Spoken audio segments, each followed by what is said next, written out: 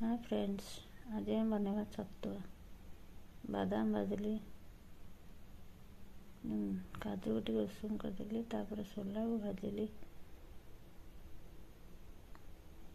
सोला हो गला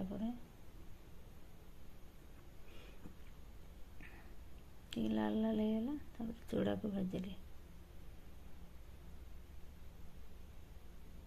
चूड़ा हो गला रेडी। बादाम टिके चोपा छड़ेदेली, काजू और सोला मिसेगी ग्राइंडिंग करदेली।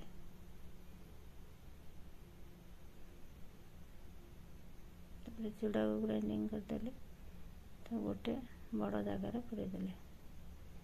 तब से तो बिस्कुट न पड़े खाइबनी, तेणु बिस्कुट चीनी अमूल मिसेकी ताको भी ग्राइंडिंग करदेली। चीनी अमूल दुटा मिसेकी करे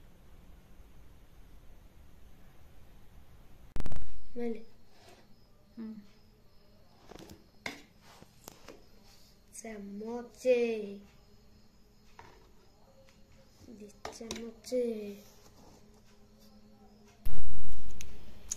प्रस्तुत होगा पिलांको पाई छतुआ।